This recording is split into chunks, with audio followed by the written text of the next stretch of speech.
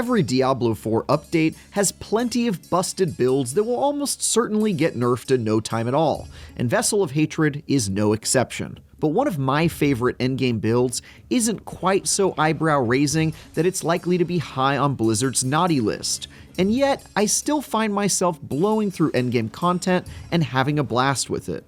I call this hilarious poisonous build the Bug Bomb Spiritborn, and if you'd like to use your index finger and exploding bugs to dominate the hordes of hell, then just stay a while and listen. First things first, to use this build with any level of success, you'll need to roll a Spiritborn Wanderer, complete the Vessel of Hatred campaign, and get your character to level 60 before you're ready to grind for the items and aspects needed to make this work. You'll also need to have completed the Spiritborn character class quest to unlock the Spirit Hall, so make sure to go and run that if you haven't yet.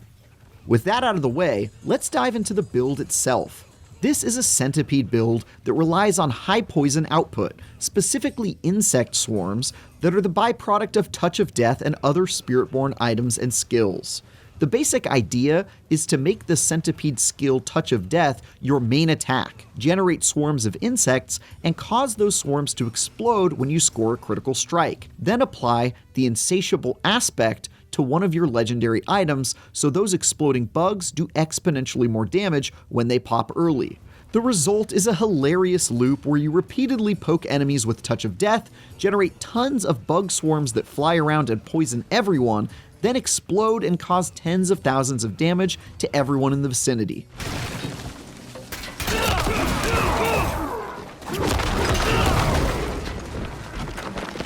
Let's talk about the skill tree. First, you'll need to work your way down to and fully upgrade the Touch of Death skill, of course. The most important detail here is to make sure you grab the Poised Touch of Death upgrade to rid yourself of the cooldown and make the skill a core skill for some cool synergy we'll discuss in a bit.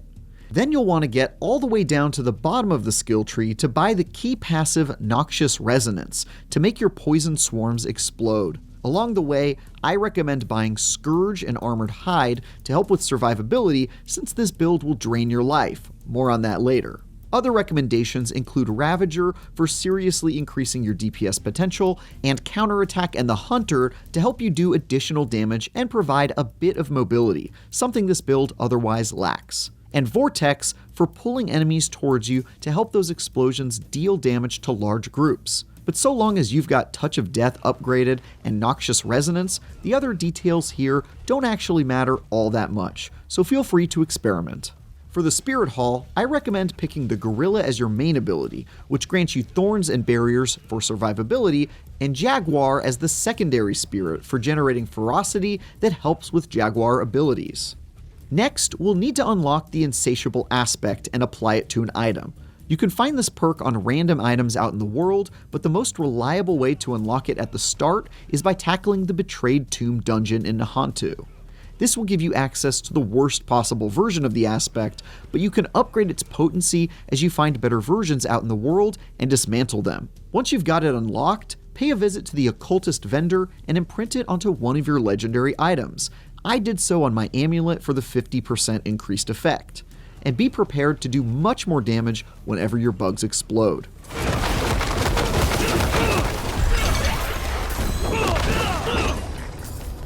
For equipment, you'll need to do a bit of grinding. Things like the Crossed Undercity, the Pit, and other endgame activities that have a chance of dropping various desirable legendary and unique items. The most important item is the weapon, the Rod of Kepaleki. Who names this stuff? This has the awesome unique effect of turning all core skills into basic skills, and as you'll recall, we made sure to make our most important ability, Touch of Death, a core skill. If you don't understand why this is important, it's because while most skills, including core skills, expend resources to use, basic skills are meant to be your bread and butter that you rely on in between using more powerful skills, and so generate resources instead of using them up. This means with this weapon, we've turned our most important ability into something we can spam endlessly and which generates resources we can spend to cast other skills. With this equipped, you can get rid of whatever irrelevant basic skill you chose at the top of your tree and replace it with Touch of Death, a huge game changer. Not only that, but the Rod of Kepaleki also makes it so when you're at max vigor and cast a core skill, it consumes all your vigor in exchange for a guaranteed critical strike that does increased damage. Remember how our swarms of bugs explode early when we trigger a critical strike? Yeah, you guessed it. Now we can ensure that happens near constantly while we spam Touch of Death. Other great items for this build include the Harmony of Ebawaka unique helm, which has an awesome unique effect that makes your secondary Spirit Hall choice apply to all skills, meaning everything you cast will be a Jaguar and a Gorilla skill in addition to whatever they actually are, which will often be Centipede with our current build. That's 3 spirit types and all their associated effects triggering every time you cast Touch of Death. I also like the Jacinth Shell chest piece, which heals you whenever you spend vigor and reduces your cooldowns in exchange for draining your health. That shouldn't be a problem with a build that constantly heals us. Craze of the Dead God gloves are also a favorite of mine, as they have damage dealt to you applied as poison over time instead. This doesn't exactly synergize with our bug explosions, but makes you a lot less likely to die when you've got plenty of time to regenerate life being slowly drained from you over time, versus applied all at once. Finally, there's Ring of the Midnight Sun, which regains spent vigor whenever you critically strike. Since we're doing that literally all the time, we'll be getting our vigor back very quickly.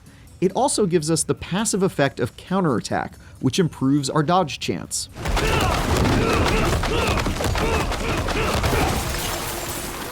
With some or all of these things in place, you'll be able to run around poking people by holding down the Touch of Death button, watch your foes take poison damage, then die in massive explosions of bug swarms.